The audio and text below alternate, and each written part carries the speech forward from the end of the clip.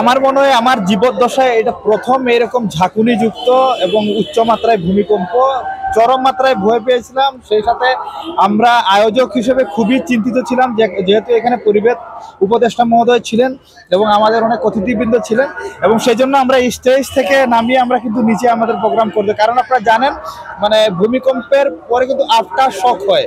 এখন দেশের বিভিন্ন এলাকায় কিন্তু আফটার শকটা দেখা গেছে। এই জন্য আমরা কিন্তু এই স্টেজে যাতে রিস্ক না হয়, এই জন্য আমাদের মাননীয় পরিবেশ উপদেষ্টা সহ সকল গেস্টদেরকে আমরা নিচে নিয়ে আসি এবং এখানে প্রোগ্রামটা করি। আমার মনে হয়েছে যে আসলে মানে এই যে প্রথমে মনে হয়েছে এই জায়গাটা হয়তো বা একটু মনে করো নিচু জায়গা, হয়তো বা সাউন্ডের কারণে কাঁপছে, কিন্তু সেকেন্ড বার যখন ঝাঁকুনিটা দিল তখন মনে হইতেছে না এখন ভূমিকম্প হচ্ছে। এখন ওই সময়ে আমার যেটা হলো যে মানে পরিবেশ উপদেষ্টায় কিভাবে সুরক্ষা দেওয়া যায়, মানে সেদিকে আমরা ছুটে গেছি এবং ওনাকে আমরা সুরক্ষিত একটা জায়গায় রেখেছি। এরকম ভূমিকম্প আমি উপস্থিত ভাবে দেখিনি। প্রথমে মনে করছি যে রলি যাচ্ছে, সে কারণে মাটি কাঁপতেছে। সেকেন্ডের মধ্যে বুঝে গেলাম যে এটা একটা ভূমিকম্প হচ্ছে এবং বড় ধরনের ভূমিকম্প, কাঁপায় ফালাই দিচ্ছে। ছবি তুলতেছিলাম পরিবেশ মন্ত্রীর, পরিবেশ উপদেষ্টার ছবি তুলতেছিলাম। ওই অবস্থায় বুঝতে পারলাম যে বড় ধরনের একটা ভূমিকম্প। আমার লাইফ এরকম দেখি না, আমার এই 50 বছর বয়সে এরকম দেখি।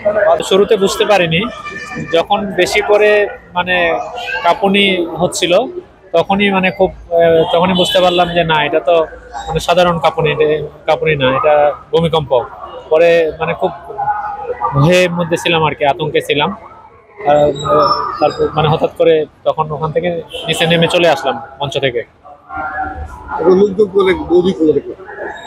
হ্যাঁ, লোকজন অনেকেই মানে আতঙ্কিত হয়ে মানে সবাই খোলা আকাশের নিচে মানে চলে আসছিল আর কি। আমি প্রথমে ভিতরে ছিলাম, তাই যখন কাঁপুনি দিছে আমি এত ভয় পাইছিলাম, আমি হঠাৎ করে এখান থেকে দৌড়ে পালিয়ে আসছি। পরে দেখি বাইরে আসে আমার মেয়ে ওখান থেকে কান্নাকাটি করে চলে আসছে।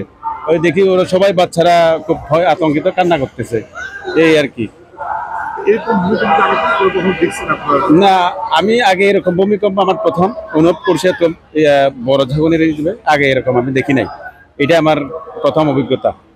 অনুষ্ঠান শুরুর আগে হঠাৎ করে ভূমিকম্প হয়ে গেছে, আমরা তো দাঁড়িয়েছিলাম, দাঁড়ানোর পরে হঠাৎ ভয় পাইছি। পরে যে দৌড়াদৌড়ি শুরু করলাম, যদি ছাদ ভেঙে পড়ে ওটার জন্য ভয় পাইছি, আবার মাথাও ঘুরাইছে।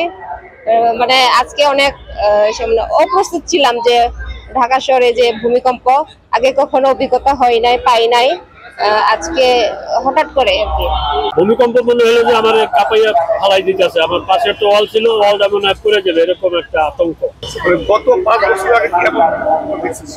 গত 5 বছর আমি এরকম আমার কাছে আমার সামনে পড়েনি।